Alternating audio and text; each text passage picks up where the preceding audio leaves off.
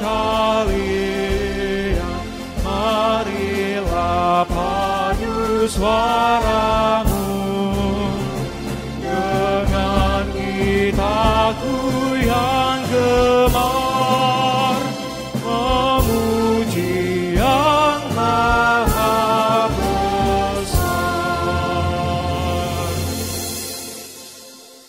Di dalam nama Allah Bapa dan nama anaknya Tuhan Yesus Kristus dan nama Roh Kudus, Halik langit dan bumi. Amin.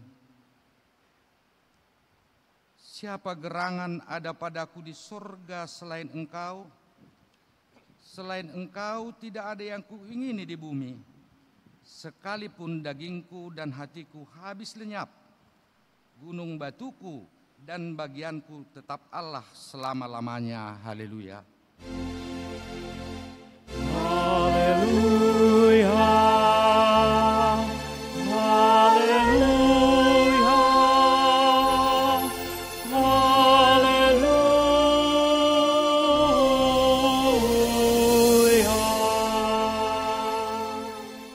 Marilah kita berdoa. Ya Tuhan Allah Bapa kami yang di surga, kami mohon kepadamu, berikanlah roh-Mu yang kudus ke dalam hati kami. Biarlah tetap tinggal di dalam hati kami kasih dan kebenaran-Mu yang telah dikerjakan oleh anak-Mu Yesus Kristus Tuhan kami. Bimbinglah kami pada masa pencobaan. Berikanlah kepada kami kekuatan untuk melakukan kehendak-Mu, agar kami makin bersuka cita merasakan perbuatan-Mu kepada kami di dalam Tuhan Yesus Kristus Tuhan kami. Amin.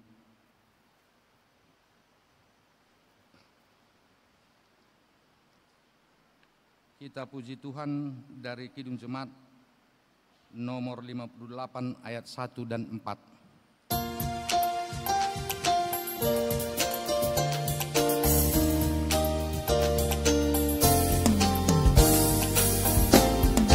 Maha kasih yang ilahi di surga turunlah, mendiami hati kami, nama kota kurnia.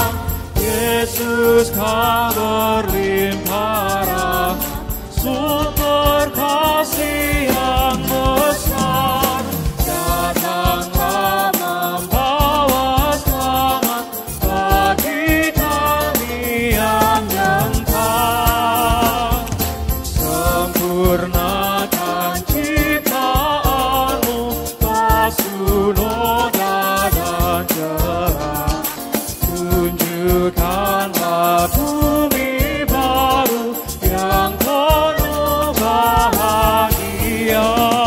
Makin mulia, makin suci, diri kami ubahlah, sampai nanti kami puji Dikau dalam pangwakan. Jemaat yang dikasihi Tuhan Yesus Kristus, marilah kita mendengarkan firman Tuhan sebagai pendahuluan khotbah pada ibadah kita minggu hari ini, yaitu yang tertulis di kitab Yeremia pasal yang ke-22, mulai dari ayat yang 13 sampai dengan ayat yang ke-19. Mari kita baca secara bergantian. Di ayat yang ke-19 nanti kita sama-sama untuk membacanya. Demikian firman Tuhan. Nubuat melawan Raja Yoyakim.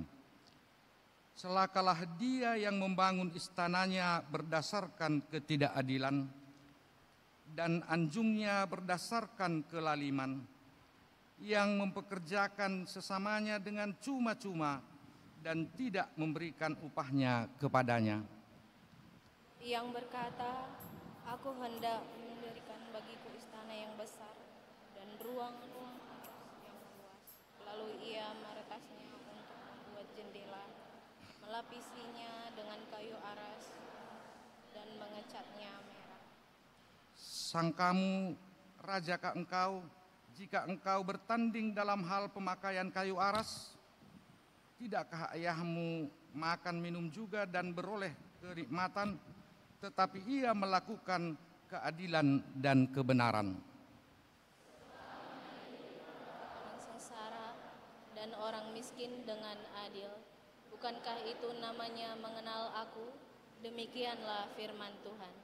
Tetapi matamu dan hatimu hanya tertuju kepada pengejaran untung, kepada penumpahan darah orang yang tak bersalah, kepada pemerasan dan kepada penganiayaan. Sebab itu beginilah firman Tuhan mengenai Yoyakim bin Yosia, Raja Yehuda. Orang tidak akan meratapi dia, aduhai abangku, aduhai kakakku. Orang tidak akan mengasihi dia, aduhai Tuhan, aduhai Sri Paduka. Sama-sama kita membacanya. Ia akan dikubur secara penguburan keledai, diseret dan dilemparkan keluar pintu-pintu gerbang Yerusalem. Demikian firman Tuhan. Berbahagialah setiap orang yang mendengar firman Allah, yang menghayati serta mengamalkannya. Amin. Kita bernyanyi.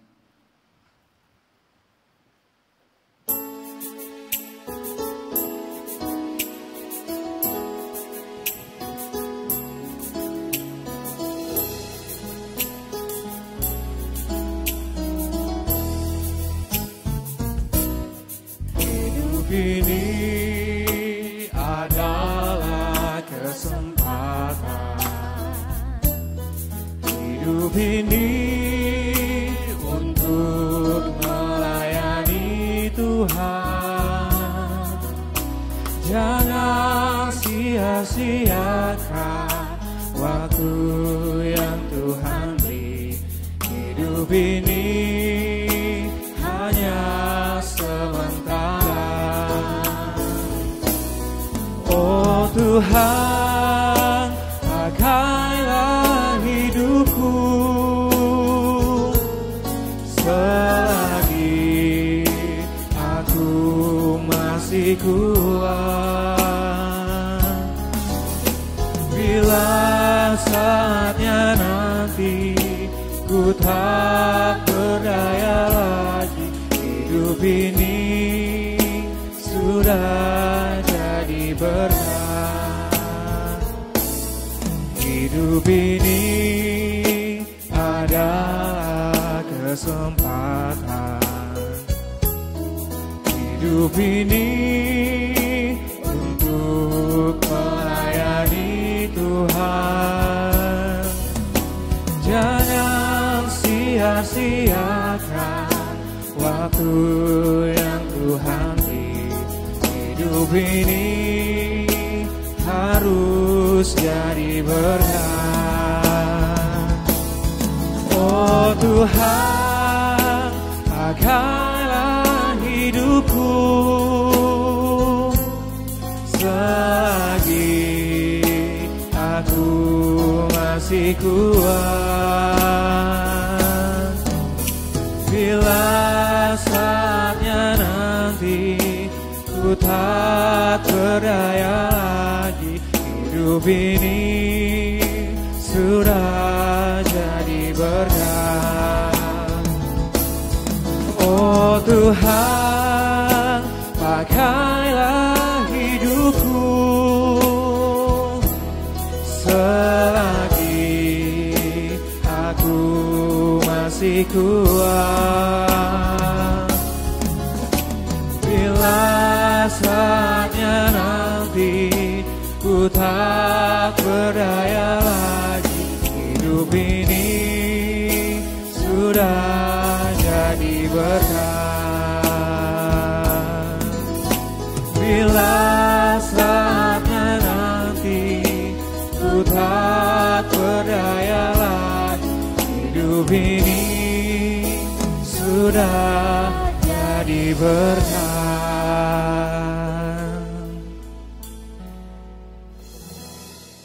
Bapak, Ibu, saudara-saudari yang kekasih di dalam Tuhan Yesus Kristus, dalam perjalanan hidup kita sepanjang minggu yang lalu, tentu kita tidak luput dari berbagai kesalahan dan dosa terhadap saudara-saudara kita maupun di tengah keluarga yang telah menyinggung perasaan dan melukai hati mereka terlebih kepada Tuhan. Karena itu, dengan segala kerendahan hati, marilah kita mengaku dan menyesali segala dosa dan kesalahan kita di hadapan Tuhan. Marilah kita memasuki saat teduh untuk berdoa di dalam hati kita masing-masing.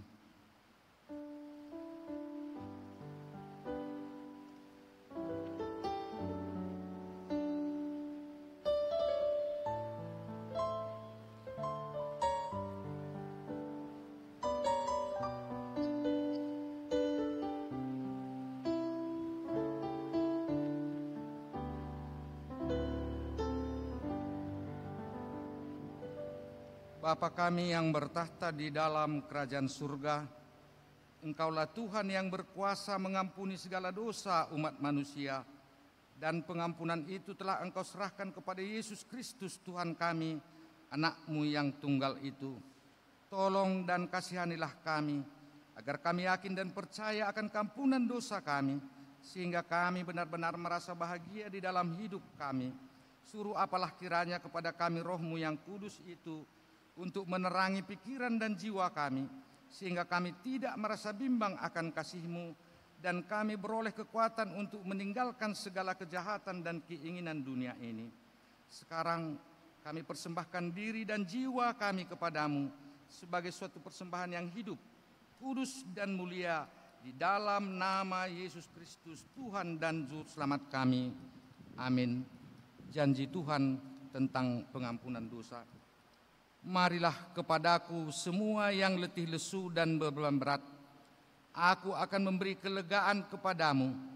Pikullah kuk yang kupasang dan belajarlah padaku, karena aku lemah lembut dan rendah hati, dan jiwamu akan mendapat ketenangan, sebab kuk yang kupasang itu enak dan bebanku pun ringan. Segala kemuliaan bagi Allah di tempat yang maha tinggi. Amin.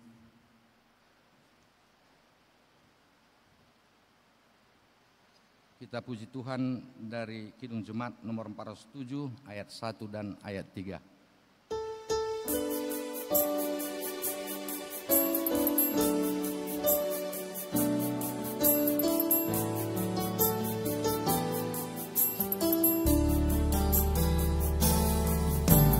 Tuhan, Kau gembala kami, tuntun kami domba-Mu. Bila kami menikmati nikmat pengorbanan-Mu, Tuhan Yesus Juru Selamat, kami ini milik-Mu. Tuhan Yesus Juru Selamat, kami ini milik-Mu.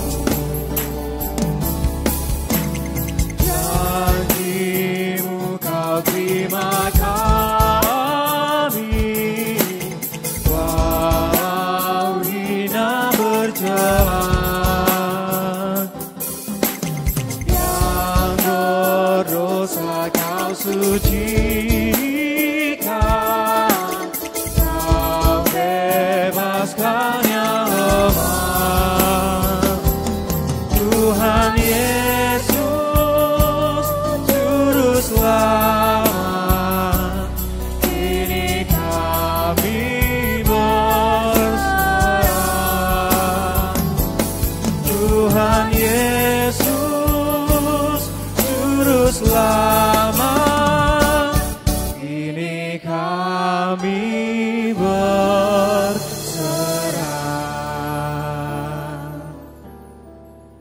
Firman Tuhan sebagai petunjuk hidup baru bagi kita pada minggu kita hari ini, yaitu yang tertulis dalam kitab Yakobus pasal yang pertama ayat yang ke-26.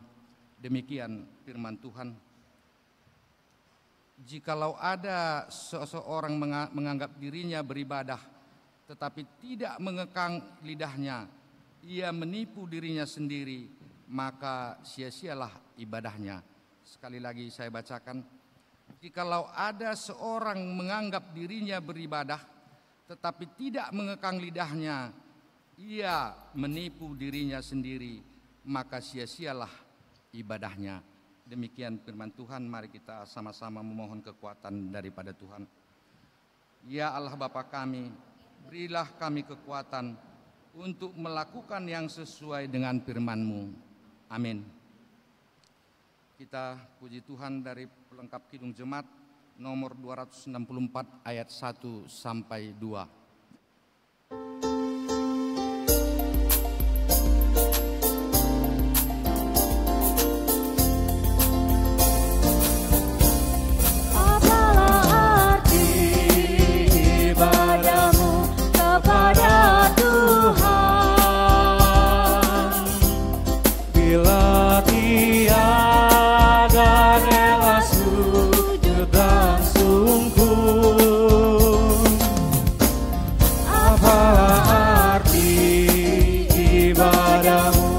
Kepada Tuhan, bila tiada hati tulus dan syukur, ibadah sejati jadikanlah persembahan. Ibadah sejati kasihilah sesamamu. Ibadah sejati yang berkenan bagi Tuhan, jujur dan tulus, ibadah murni bagi Tuhan. Marilah ikut melayani orang berkeluh, agar iman tetap kuat serta teguh. Itulah tugas pelayanan, juga panggilan, persembahan yang berkenan bagi Tuhan. Ibadah sejati jadikanlah persembahan. Ibadah sejati kasihilah sesamamu. Ibadah sejati yang berkenan bagi Tuhan, jujur dan tulus, ibadah murni bagi Tuhan. Jemaat yang dikasihi Tuhan, marilah kita mengikrarkan iman kita bersama jemaat pada segala abad di seluruh dunia ini. Aku percaya kepada Allah Bapa yang Maha Kuasa halik langit dan bumi. Aku percaya kepada Yesus Kristus, anaknya yang tunggal Tuhan kita, yang dikandung daripada Roh Kudus, lahir dari anak darah Maria, yang menderita di bawah pemerintahan Pontius Pilatus, disalibkan, mati dan dikuburkan, turun ke dalam kerajaan maut, pada hari yang ketiga bangkit pula dari antara orang mati, naik ke sorga, duduk di sebelah kanan Allah Bapa yang Maha Kuasa, dan akan datang dari sana untuk menghakimi orang yang hidup dan yang mati. Aku percaya kepada Roh Kudus, gereja yang kudus dan am, persekutuan orang kudus, pengampunan dosa, kebangkitan daging, dan hidup yang kekal. Amin.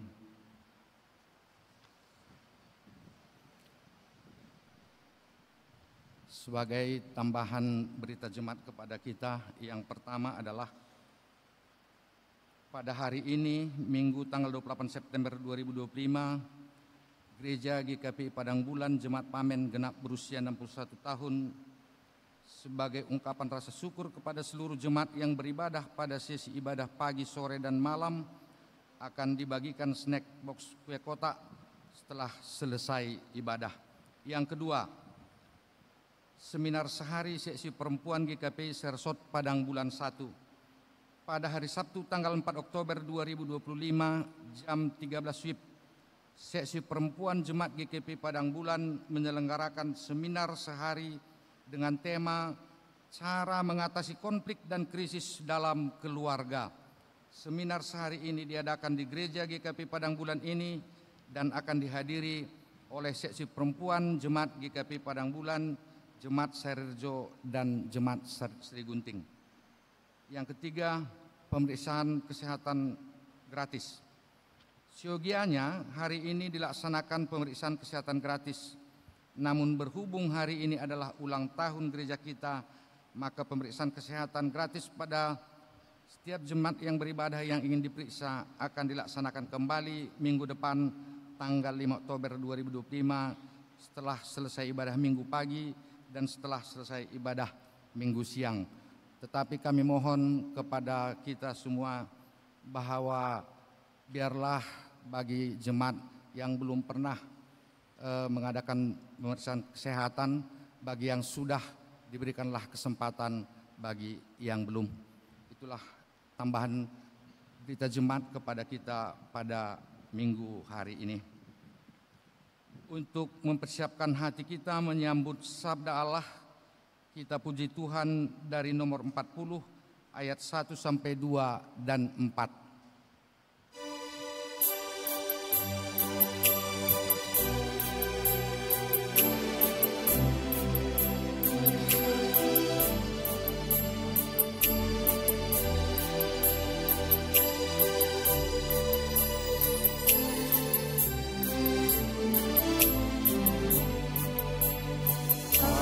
Ajaib benar anugerah pembaru hidupku.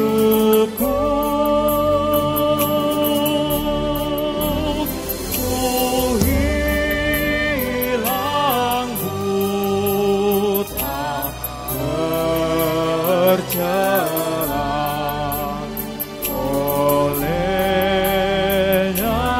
ku sembuh.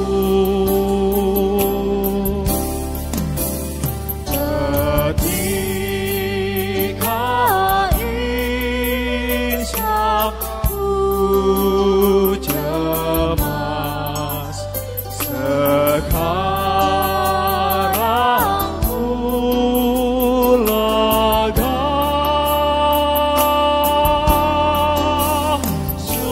Syukur bebanku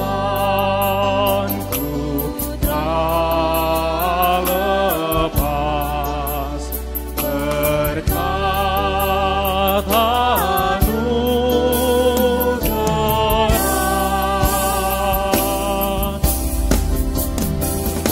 Ku dapat janji yang teguh, ku harap sabdanya.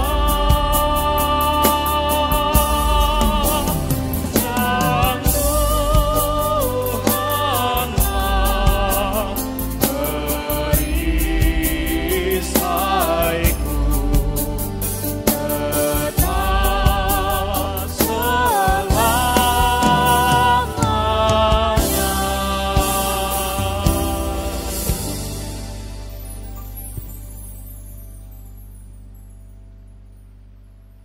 Damai sejahtera Allah Bapa yang melampaui segala akal budi pikiran manusia, itulah kiranya yang menguasai hati dan pikiran Bapak Ibu saudara-saudara dalam Kristus Yesus Tuhan kita. Amin. Shalom. Selamat hari Minggu bagi kita sekalian. Bapak Ibu, saudara-saudara yang dikasihi oleh Yesus Kristus, di minggu ke-15 setelah Trinitatis ini kita disapa oleh firman Tuhan dari kitab Lukas pasal 16 ayat 19 sampai ayat 31 di bawah terang tema Tuhan peduli kepada kaum lemah. Saya akan membaca firman Tuhan ini bagi kita semuanya, Bapak Ibu saudara-saudara mengikutinya dalam hati masing-masing. Demikian firman Tuhan.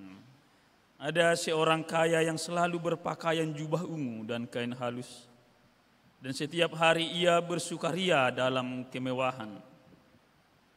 Dan ada seorang pengemis bernama Lazarus, badannya penuh dengan borok, berbaring dekat pintu rumah orang kaya itu, dan ingin menghilangkan laparnya dengan apa yang jatuh dari meja orang kaya itu. Malahan anjing datang dan menjilat boroknya.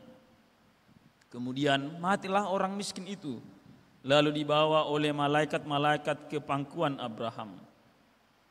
Orang kaya itu juga mati, lalu dikubur. Dan sementara ia menderita sengsara di alam maut, ia memandang ke atas dan dari jauh dilihatnya Abraham dan Lazarus duduk di pangkuannya. Lalu ia berseru katanya, "Bapa Abraham, kasihanilah aku, suruhlah Lazarus supaya ia mencelupkan ujung jarinya ke dalam air dan menyejukkan lidahku, sebab aku sangat kesakitan dalam nyala api ini." Tetapi Abraham berkata, "Anak, ingatlah bahwa engkau telah menerima segala yang baik sewaktu hidupmu, sedangkan Lazarus segala yang buruk. Sekarang ia mendapat hiburan dan engkau sangat menderita. Selain daripada itu, di antara kami dan engkau terbentang jurang yang tak terseberangi, supaya mereka yang mau pergi dari sini kepadamu ataupun mereka yang mau datang ke situ kepada kami tidak dapat menyeberang." Kata orang itu, "Kalau demikian, aku meminta kepadamu Bapa, supaya engkau menyuruh dia ke rumah Bapakku, sebab masih ada 5 orang saudaraku, supaya ia memperingati mereka dengan sungguh-sungguh, agar mereka jangan masuk kelak ke dalam tempat penderitaan ini." Tetapi kata Abraham, "Ada pada mereka kesaksian Musa dan para nabi. Baiklah mereka mendengarkan kesaksian itu." Jawab orang itu, "Tidak, Bapa Abraham. Tetapi jika ada seorang yang datang dari antara orang mati kepada mereka, mereka akan bertobat." Kata Abraham kepadanya, "Jika mereka tidak mendengarkan kesaksian Musa dan para nabi, mereka tidak juga akan mau diyakinkan, sekalipun oleh seorang yang bangkit dari antara orang mati." Demikian firman Tuhan. Bapak Ibu saudara-saudara yang dikasihi oleh Tuhan Yesus, tema kita ini mengingatkan kita bahwa Allah sering sekali bertindak berkebalikan dengan apa yang sedang kita kerjakan. Apa yang sedang terjadi, dia melakukan yang terbalik darinya. Kalau dalam teks ini dikatakan Tuhan peduli kepada kaum lemah, saya tidak tahu Bapak Ibu saudara-saudara setuju atau tidak, tetapi salah satu persoalan hidup kita sekarang dalam dunia sekuler, dalam dunia sosial, dan juga dalam hidup bergereja ialah justru ketidakpedulian pada kaum yang lemah. Di tengah gelombang desakan-desakan kemajuan teknologi, kita sepertinya terperangkap pada apa? Pada individualisme, pada sikap yang mementingkan diri sendiri. Saya tidak tahu ini satu kos atau tidak.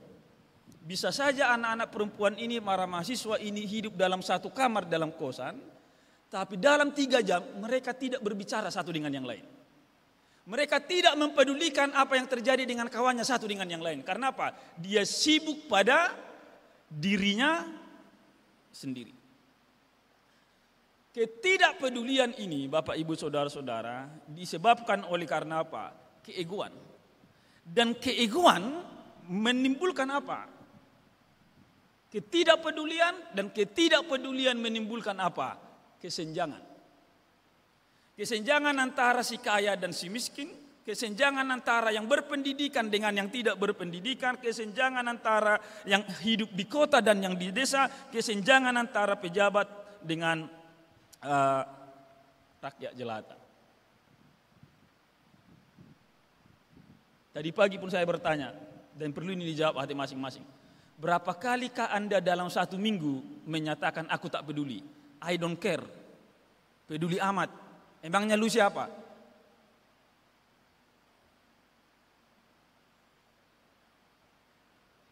Ketidakpedulian, sekali lagi, memunculkan kesenjangan. Ketidakpedulianmu pada orang-orang yang lemah memunculkan apa? Garis kesenjangan, jurang kesenjangan yang semakin lebar antara yang berpunya dengan yang tidak berpunya. Bagaimana Allah menyikapi maraknya ketidakpedulian itu? Firman Tuhan hari ini menjadi pengingat bagi kita, Bapak, Ibu, Saudara-saudara. Firman ini saya kira sudah sangat biasa kita dengar. Ada seorang kaya yang bergelimang harta, berpakaian bagus, hidup dalam istana, dan setiap hari berpesta pora. Di satu sisi ada seorang yang miskin, yang bahkan untuk makan pun dia susah. Dia duduk di bawah meja makan yang kaya ini berharap apa? Ada remah-remah dari makanan sang kaya itu jatuh. Itu artinya apa? Sang kaya itu tidak pernah mau membagi rotinya. Tidak pernah mau memperhatikan dan bertanya, sudah makankah engkau? Bahkan sebaliknya, anjing-anjingnya, kuonnya datang menjilati. Keduanya mati. Yang kaya itu mati, yang miskin itu juga mati. Dalam dunia alam baka itu terjadi pergantian posisi, pergantian peran. Yang kaya itu menderita di alam baka, dan yang miskin itu berada di pangkuan Abraham. Kalau di dunia ini yang meminta-minta adalah yang miskin itu, dan tidak diperhatikan oleh yang kaya itu, setelah kematian itu terbalik. Justru yang kaya itu meminta-minta, tapi tidak ada lagi yang bisa diperbuat untuknya. Karena dalam teks ini dikatakan, ada jurang yang tidak bisa diseberangi. Ada jurang yang tidak bisa dijembatani antara Abraham dengan si orang kaya ini. Itu artinya apa, Bapak, Ibu, Saudara-saudara? Allah mengingatkan kita hari ini. Ketidakpedulian kita masa kini akan berdampak pada masa depan kita. Sekali lagi, ketidakpedulian kita pada hidup kita kini itu akan berdampak pada kehidupan kita yang akan datang. Pertanyaannya sekarang adalah, apa kaitan teks ini dengan tema kita, Allah peduli pada kaum yang lemah? Mengapa Allah disebutkan bahwa Allah itu peduli pada orang yang lemah, padahal si miskin ini sampai mati dia tetap miskin? Sampai mati dia tidak diperhatikan oleh orang kaya ini. Di manakah letak kepedulian Allah?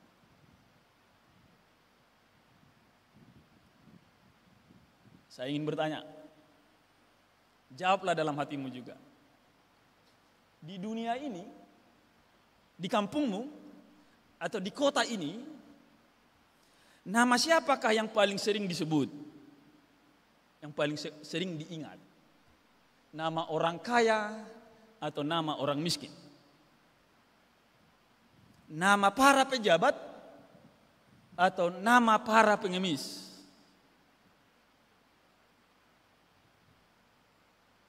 Setuju atau tidak setuju? Yang paling sering disebutkan namanya, yang paling sering diingat namanya adalah nama orang-orang yang kaya. Betul apa betul? Betul. Tetapi di dalam teks ini terbalik. Saya ingin bertanya, adakah dalam teks ini disebutkan siapa nama orang kaya itu? Tidak ada. Adakah disebutkan dalam teks ini nama orang miskin itu? Siapa namanya? Lazarus. Apa artinya nama Lazarus. Lazarus itu artinya ialah Allah telah menolong. Pertanyaannya kemudian adalah mengapa nama Lazarus disebut padahal nama yang kaya itu tidak disebut. Di dunia ini nama orang kaya yang disebut-sebut. Nama orang kaya yang diingat-ingat. Tapi dalam teks ini justru nama si miskin itu yang diingat. Secara filosofis, memanggil nama seseorang adalah simbol dari apa? Satu, simbol dari kedekatan relasi, bahkan kemelekatan relasi. Misalnya, mulai dari tadi pagi saya menyebutkan itu. Kalau saya bisa menyebut nama Inang Boru Marbun, Yeti Boru Marbun, itu artinya apa? Saya dekat dengan Inang Yeti.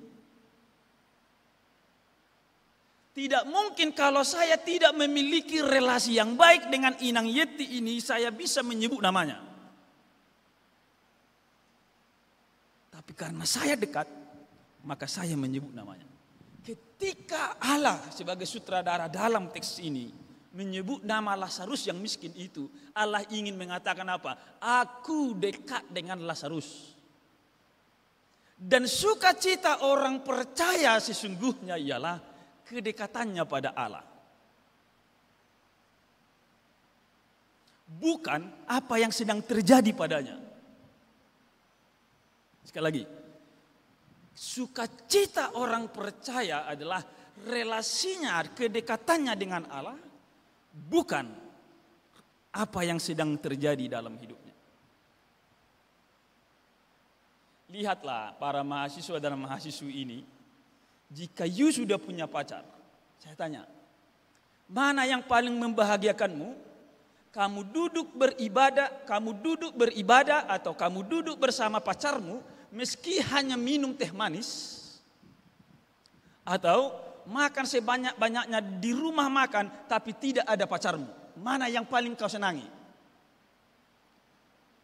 Jawablah dalam hatimu masing-masing. Tetapi yang di tengah-tengah sana mengatakan, aku lebih senang berada di sisinya.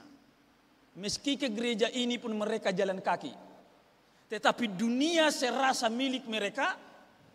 Ada banyak orang datang ke sini naik Grab, bahkan naik mobil pribadi. Tapi kalau dia tidak bersama pasangannya, yang punya pasangan itu akan mengatakan, we are happier than him. Kita lebih berbahagia daripada dia meski kita apa? Kita jalan kaki. Karena apa? Aku bersama dengan engkau. Dalam orang Batak pun ini terwujud dalam lagu-lagu cinta orang Batak.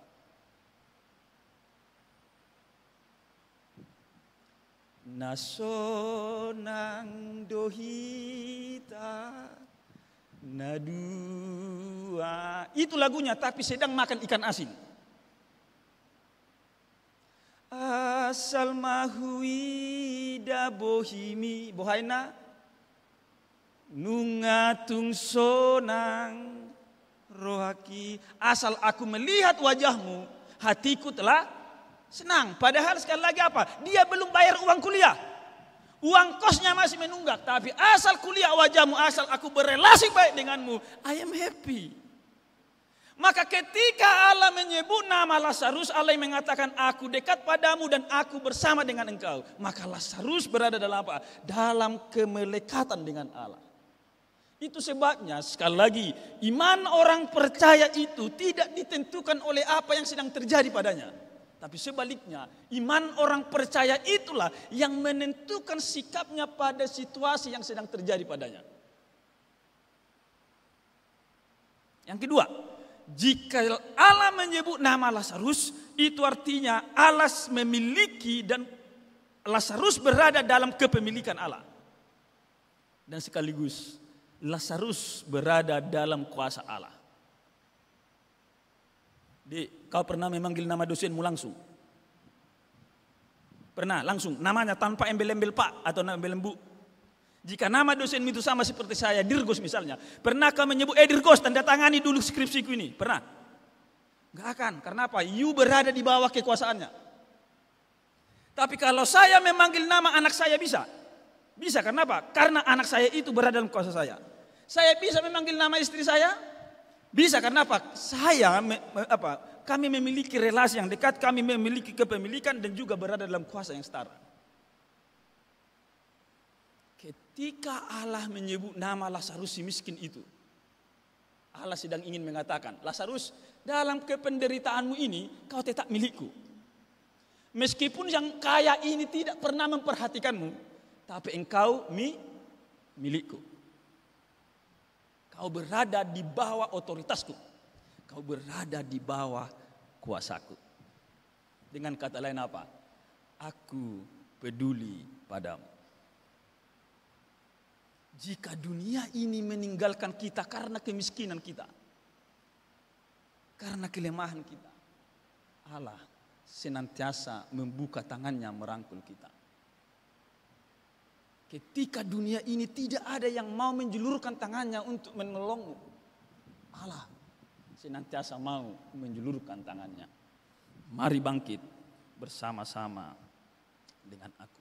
Dengan kata lain, penyebutan nama si miskin ini, si Lazarus ini menunjukkan apa? Kepedulian Tuhan pada orang yang lemah.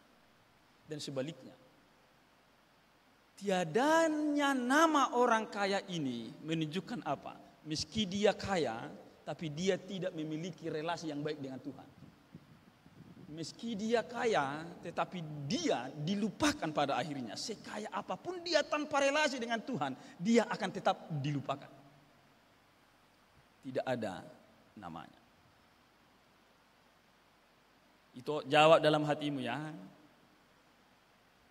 Kapankah kau menginginkan namamu dihapus dari hati seorang laki-laki? Saya yakin itu terjadi hanya ketika apa? Dia diputuskan pacarnya.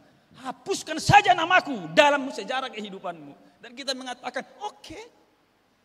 Tapi kalau relasi kita baik-baik, kemudian nama kita dilupakan, kita sedih. Sedih. Kok langsung lupa sih? Kau kan kemarin yang seperti ini, banyak sekali ceritanya.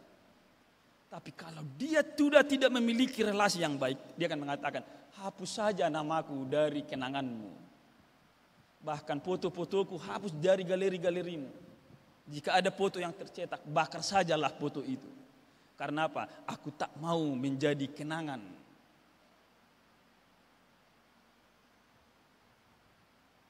Dan Allah tidak menyebut nama si kaya ini.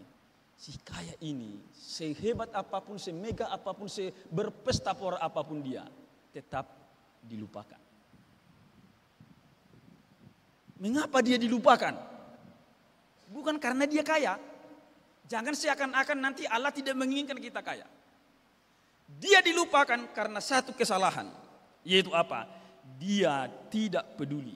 Dia hedon, memiliki gaya hidup hedonis. Dia egois, tidak bersimpati, tidak berempati, dan mementingkan harga diri sendiri dan kesenangannya sendiri. Dia tidak memiliki kepedulian pada Lazarus.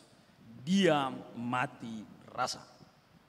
Dia kaya secara materi, tapi miskin dalam cinta kasih.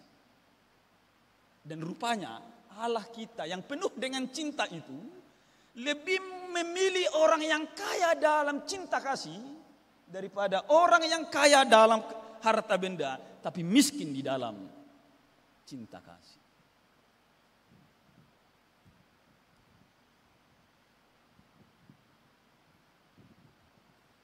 Mengapa banyak orang tidak mau peduli? Sering sekali itu karena dia tidak mau berkorban.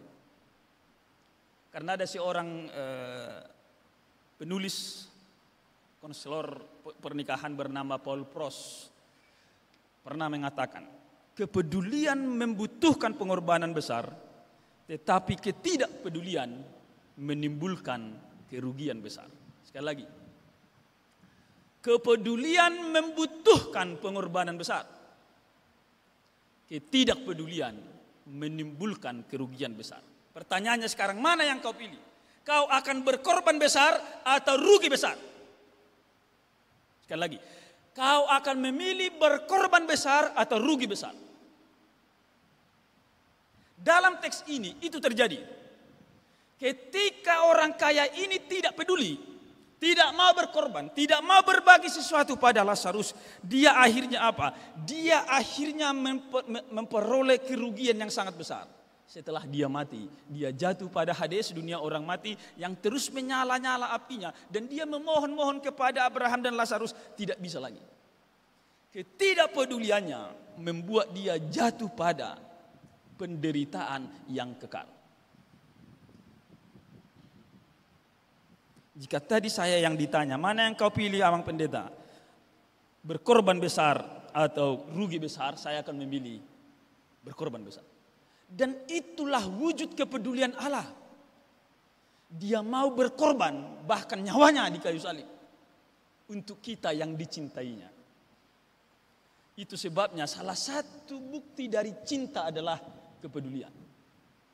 Eric Fromm, seorang psikolog, dalam bukunya yang berjudul Seni Mencintai, pernah mengatakan begini. Jika seseorang mengatakan dia mencintai bunga, tapi dia tidak mempedulikan bunga itu.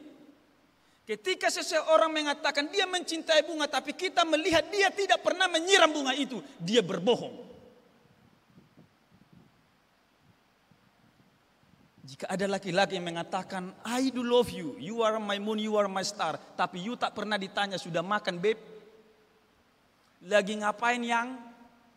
Itu artinya apa? Dia tidak peduli padamu, itu omong kosong. Dan Allah yang mengasihi kita itu menunjukkan cintanya dalam apa? Kepeduliannya.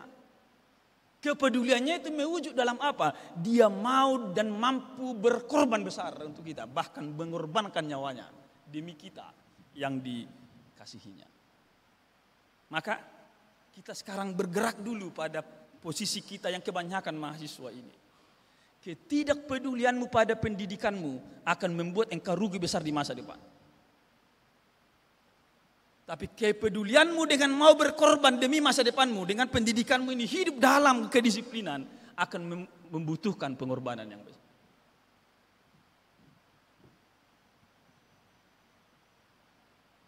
Mana kau pilih? Kau akan rugi besar nanti, atau sekarang kau harus berkorban besar?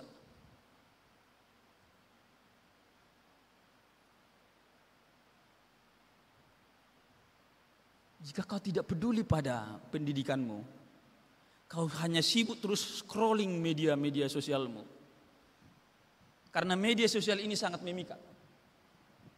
Kita bisa membukanya jam 10 kurang 5 dan kita berkata, aku hanya akan melihat status orang sampai pada jam 10 kemudian tidur. Kemudian scrolling, kok makin seru?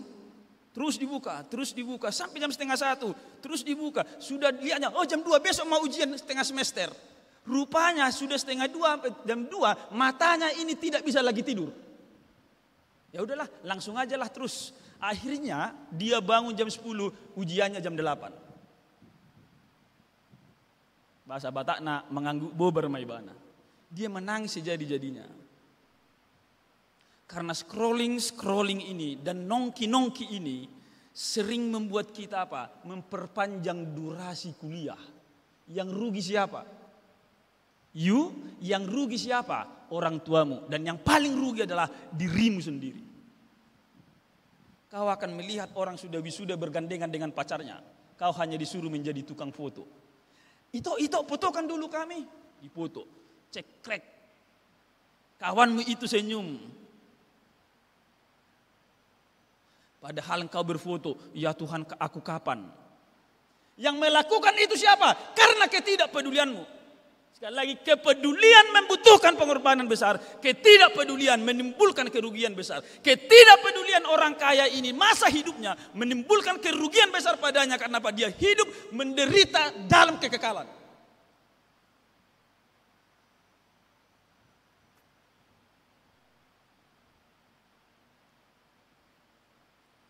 Maka penting juga kami mempersiapkan kematian. Penting mempersiapkan masa depan di dunia ini, tapi penting juga mempersiapkan kematian. Dan cara terbaik untuk mempersiapkan kematian, di abad pertengahan ada pola berpikir yang disebut dengan ars morendi. Dalam konsep berpikir ini disebutkan bahwa cara yang terbaik mempersiapkan kematian adalah dengan hidup sebaik mungkin. Persiapkan kematianmu dengan hidup sebaik mungkin.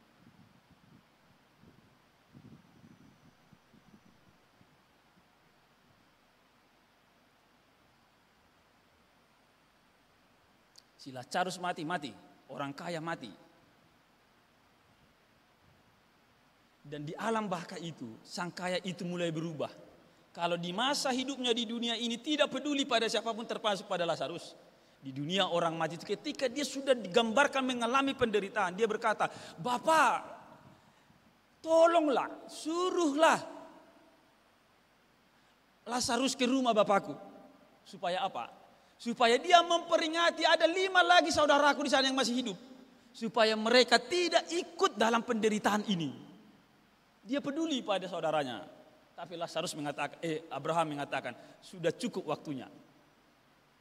Tidak ada lagi kesempatan. Tak ada lagi yang bisa dilakukan.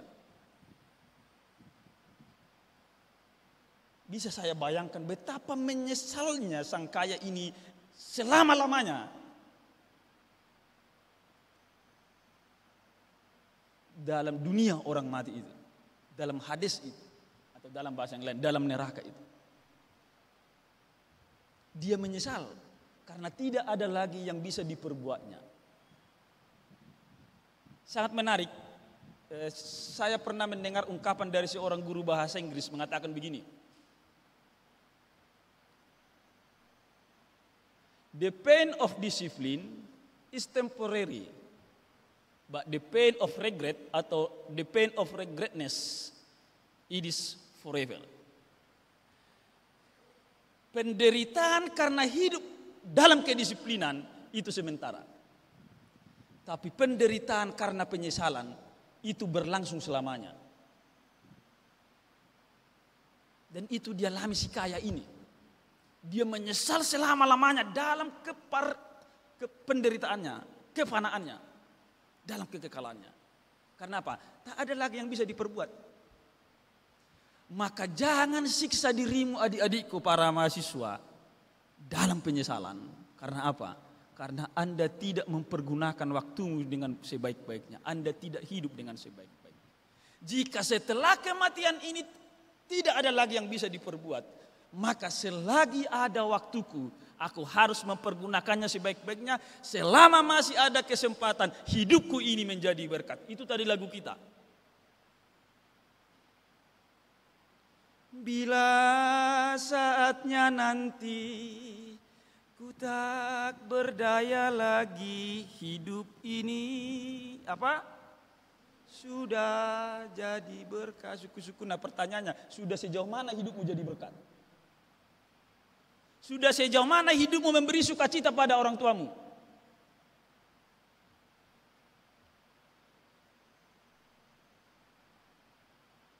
Tak ada yang bisa kita lakukan setelah kematian. Tetapi selalu ada jalan dan kesempatan selama nafas di kandung badan. Ingatlah Bapak Ibu Saudara-saudara, sejahat apapun engkau, selama nafasmu masih ada, Allah senantiasa memberi kesempatan untuk pulang. Sebab Allah yang kita sembah itu adalah the God of the second chance. Dia adalah Allah kesempatan kedua. Tapi hanya apa? Hanya ketika nafas masih di kandung badan. Maka selama masih ada nafasmu, pergunakanlah kesempatan itu sebaik-baiknya. Jangan hanya dalam nyanyian kita. Hidup ini adalah kesempatan. Kau bisa menyanyikannya dengan pecah suara. Kau rekam, kau bagikan. Tapi kau tidak mempergunakan kesempatan ini dengan sebaik-baiknya. Jurang pemisah antara si Lazarus dan si kaya itu semasa hidup sebetulnya masih bisa dijembatani. Dengan cara apa? Orang kaya itu mau berbagi sesuatu pada si Lazarus. Karena jurang pemisahnya ditandai oleh apa? 3. Sandang, pangan, dan papan. Pakaiannya yang dari linen, kain ungu.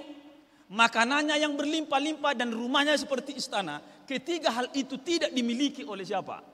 Lazarus. Ini ada jurang pemisah. Dari 3 sisi itu, sandang, pangan, dan papan. Jika yang kaya ini mau berbagi rotinya, mau berbagi pakaiannya, dan mau berbagi tumpangan pada Lazarus, jurang pemisah ini bisa dijembatani. Tapi setelah dia mati, dia juga terpisah dari Lazarus. Dan Abraham berkata, tak ada lagi yang bisa menyeberang ke sana. Itu artinya apa? Tak ada lagi jembatan yang bisa dipakai untuk menghubungkan kita. Maka jurang pemisah apapun yang telah sedang kita alami sekarang, selama di dunia ini, yakinlah kita masih punya kesempatan untuk membangun jembatannya. Jika ada jurang pemisah yang sangat luas, yang sangat panjang antara mahasiswa yang dulu hidup di kota ini sehingga dia sangat pintar berbahasa Inggris karena dia dekat dengan akses bahasa Inggris kursus. Dan kita datang dari kampung tanpa pernah kursus bahasa Inggris, hidup di kampus yang sama, dalam mata kuliah yang sama, dengan textbook yang sama. Ingatlah, kesenjangan itu selama napasmu masih ada bisa diperbaiki. Belajarlah dengan sungguh-sungguh. Jangan dulu scrolling, jangan dulu nongki-nongki, tetapi apa? Study. Belajarlah bahasa Inggris. Jika kita jauh disparitasnya, jurang pemisahnya antara yang sangat pintar dengan komputer IT karena dia di kota Medan ini sejak dari SD dan kita datang dari Garuga sana, tidak pernah berada dalam teknologi itu. Sekali lagi, selama napasmu masih ada, kau bisa menjembatani jurang pemisah itu. Tak hanya ketika kita matilah, tidak ada lagi yang bisa dilakukan. Maka jangan meratapi nasibmu. Mengapalah aku lahir di daerah yang kumuh? Mengapalah aku lahir di keluarga yang miskin sehingga aku memiliki jurang pemisah dengannya? Pakaiannya pun selalu berganti 1 kali minggu. Saya pakaian saya itu setiap hari, setiap minggu. Jurang pemisah itu bisa kita tutupi. Selama apa? Selama napas dikandung badan. Selama apa? Selama you mempergunakan waktumu sebaik mungkin. Use your time properly. Don't waste your time to do endless thing. Jangan sia-siakan waktumu melakukan hal-hal yang tidak penting.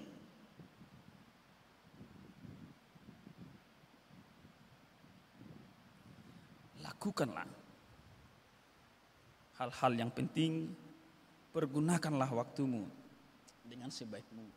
Niscaya seluruh tembok-tembok pemisah dan jurang-jurang yang memisahkan kita dalam bidang apapun itu bisa kita tutupi.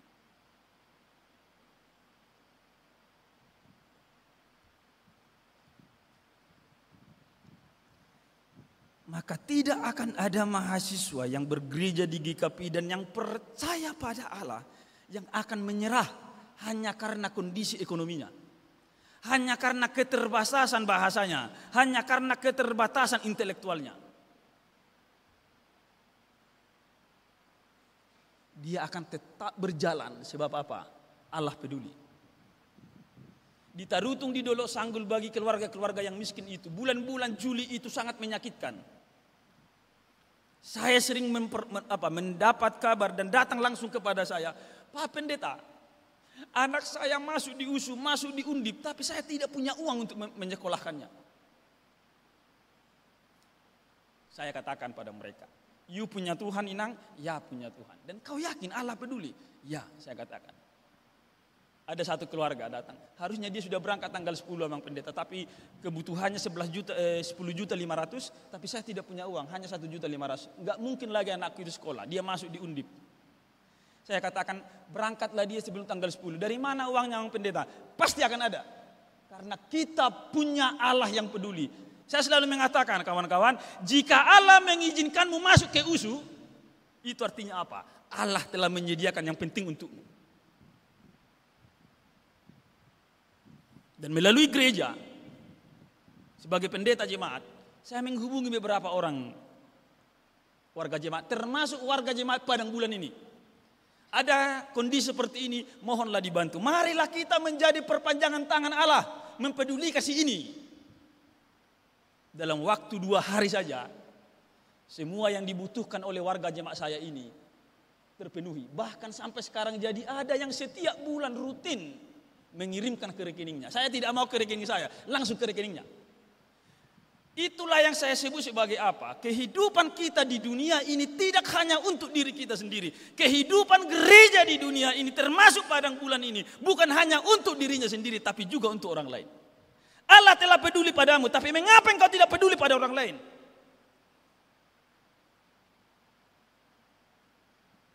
Ingat sekali lagi, Jika Allah mengizinkanmu masuk ke USU, kau dari keluarga miskin, ingatlah Allah telah menyediakan. Tugasmu apa? Belajarlah sebaik mungkin. Bahasa Batakna, tadda madirim. Pergunakan kesempatan menjadi mahasiswa sebaik-baiknya untuk merubah masa depanmu, termasuk mengubah kehidupan orang tuamu di masa yang akan datang.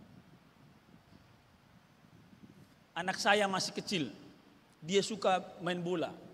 Dia mengatakan, Among, cita-cita saya menjadi seperti Ronaldo. Bah, kenapa seperti Ronaldo? Dia banyak uang, nanti kalau saya sudah menjadi pemain bola profesional, saya bisa membawa Among ke Amerika, ke Portugal, ke Arab Saudi, ke Jerman, dan lain sebagainya. Dia ingin mengatakan apa? Saya ingin mengubah masa depanmu juga, yang tidak pernah pergi kemana-mana.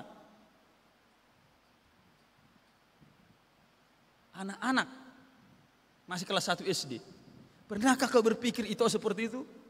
Kau sukses, kau bawa orang tuamu jalan-jalan menikmati dunia ini. Setelah selama ini dia panas-panasan dan hujan-hujanan di sana. Untuk apa? Mengirimu biaya kuliahmu. Jika Allah peduli padamu, mengapa kau tidak peduli pada keluargamu? Jika Allah peduli padamu, mengapa engkau tidak peduli pada tetanggamu? Jika Allah peduli pada kita, mengapa kita tidak peduli pada Allah? Mengapa kita tidak peduli pada sesama? Kepedulian Allah itu harusnya mewujud juga dalam kehidupan kita yang ramah, yang mau mendengar pada orang lain, yang mau memberi senyuman ganti air mata, yang mau menjadi pengganti Allah, memberi pelukan pada mereka yang sedang terluka hatinya. Kehadiran kita mewujud dalam kepedulian, disitulah orang akan merasakan apa? Kehadiran Allah dalam hidup ini. Kita dicipta oleh Allah untuk berbagi sesuatu pada seseorang. Kita dipanggil oleh Allah to share something with someone, berbagi sesuatu pada seseorang. Pertanyaan saya sekarang, setelah kita menikmati kepedulian Allah hingga saat ini, apakah yang bisa kau bagikan pada orang lain? Tidak hanya roti, sandang, dan pangan. Ada banyak hal yang kita bisa bagi. Bahkan telinga yang mau mendengar pun adalah hal yang bisa kita bagi pada orang lain. Pulanglah, lanjutkanlah perjalanan hidupmu. Ingatlah, Allah peduli padamu. Dan oleh karena itu, lakukanlah apa yang telah diberlakukan oleh Allah. Intisari dari iman kita salah satunya adalah melakukan apa yang telah dilakukan oleh Allah. Jika Dia peduli, aku peduli. Jika Allah telah mau membangun relasi denganku melalui pengorbanan Yesus Kristus, maka aku pun terpanggil untuk membangun relasi dengan Allah dan dengan sesamaku. Jika Allah memberkatiku dengan beragam aset, kekayaan material, kekayaan intelektual, dan kekayaan talenta, maka aku akan memanfaatkan semua aset yang kumiliki itu untuk membangun jembatan dan menghubungkan jurang-jurang pemisah dalam kehidupan temporal ini. Dan jika Allah telah peduli padaku dengan memberi waktu padaku dan napas masih di kandung badan, maka aku akan mempergunakan waktu dan hidupku sebaik mungkin dan tidak akan pernah sibuk dengan diriku sendiri. Kita akan mengakhiri nanti setelah ibadah khotbah ini dengan nyanyian Allah peduli. Allah peduli. Segala persoalan Allah peduli. Maka never give up. Berjalanlah terus dalam terang dan jalan Tuhan. Amin, kita berdoa. Kami mensyukuri firman-Mu Tuhan yang mengingatkan kami akan cinta kasih Tuhan dan apa yang Tuhan izinkan bagi kami. Engkau telah menunjukkan kepedulian-Mu pada kami melalui pengorbanan Kristus. Ajarlah kami, ya Allah, untuk peduli pada sesama kami. Ajarlah kami, ya Allah, untuk menjadi perpanjangan tangan-Mu menolong orang-orang yang lemah. Ajarlah kami ya Allah untuk membagi sesuatu pada sesama kami, karena Allah yang telah membagikan bahkan tubuh dan darah-Mu untuk kami. Biarlah kami mensyukuri cinta kasih Tuhan yang tak akan pernah membiarkan kami bergumul sendiri. Sebab Allah beserta kami, Allah mengerti. Ajarlah kami untuk bisa terus-menerus hadir dalam kehidupan sesama kami, supaya mereka tidak juga bergumul dalam kesendirian. Terima kasih Tuhan untuk firman-Mu yang mengingatkan kami bahwa Engkau peduli pada kami. Apapun yang sedang kami hadapi, apapun yang sedang kami jalani hari ini, biarlah kami tetap berjalan dalam terang firman-Mu dan dalam jalan yang telah Engkau jalani. Terpujilah Engkau ya Allah. Terimalah doa kami dalam Kristus Yesus Sang Putra. Amin. Kita bernyanyi.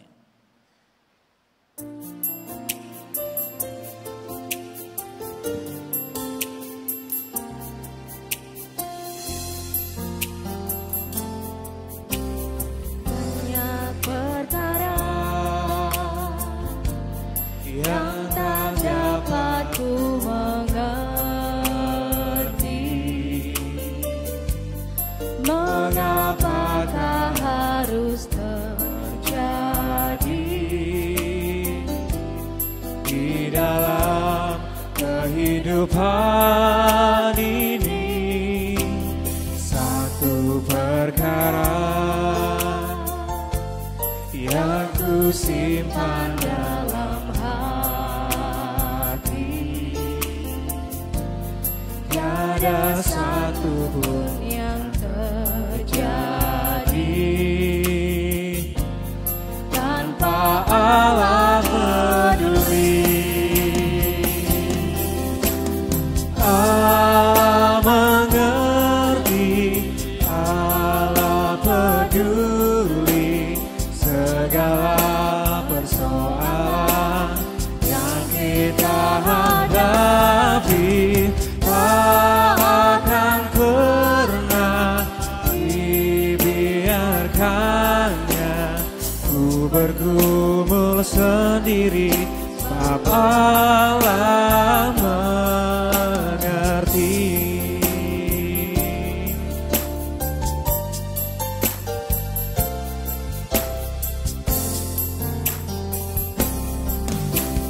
banyak Perkara yang tak dapat ku mengerti. Mengapakah harus terjadi di dalam kehidupan ini? Satu perkara yang ku simpan dalam hati, tiada satu pun yang terjadi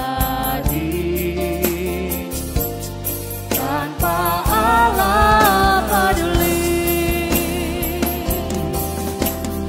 Allah mengerti, Allah peduli segala persoalan yang kita hadapi. Tak akan pernah dibiarkannya ku bergumul sendiri, sebab Allah mengerti. Allah mengerti, Allah peduli segala persoalan yang kita hadapi. Tak akan pernah dibiarkannya ku bergumul sendiri, sebab Allah mengerti. Sebab Allah mengerti.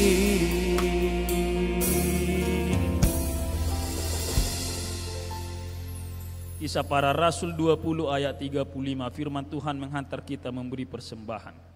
Dalam segala sesuatu telah aku berikan contoh kepada kamu, bahwa dengan bekerja demikian kita harus membantu orang-orang yang lemah dan harus mengingat perkataan Tuhan Yesus.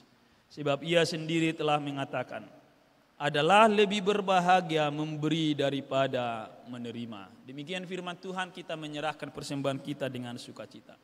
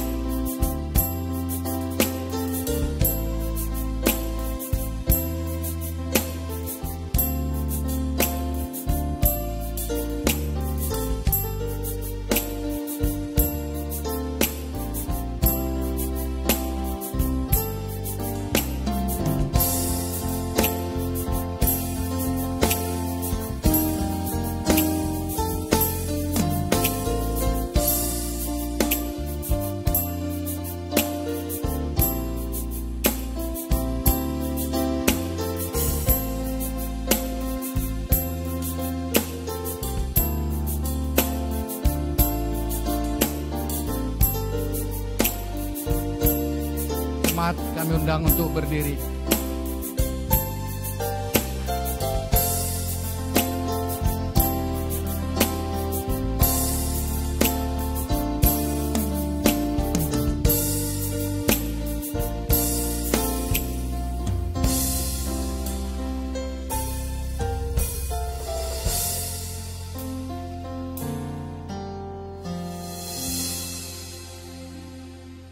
Kita menyerahkan persembahan ini kepada Tuhan, kita berdoa.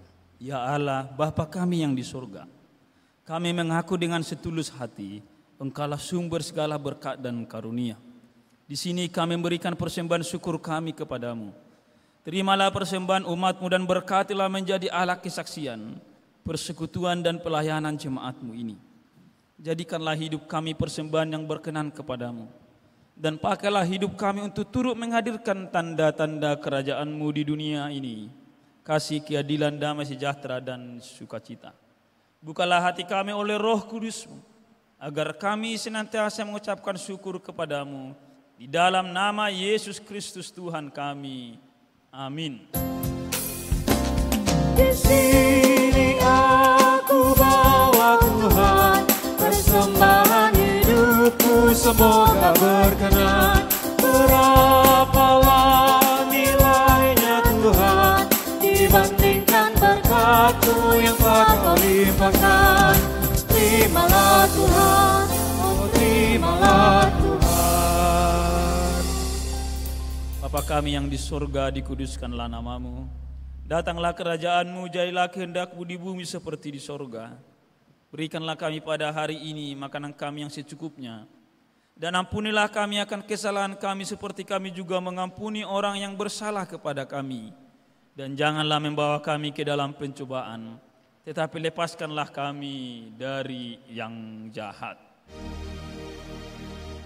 Karena Kau yang punya kerajaan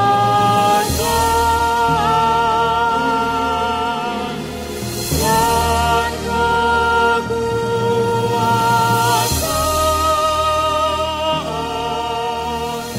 dan kemuliaan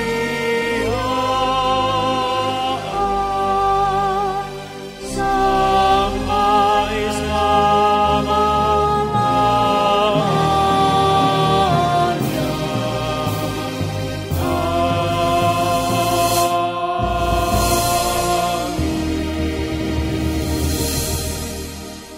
Jemaat Tuhan, kembalilah dalam kehidupan semua sehari-hari untuk menikmati kepedulian Allah dan terimalah berkat dari Tuhan. Tuhan memberkati dan melindungi engkau. Tuhan menyinari engkau dengan wajahnya dan memberi engkau kasih karunia. Tuhan menghadapkan wajahnya kepadamu dan memberi engkau damai sejahtera.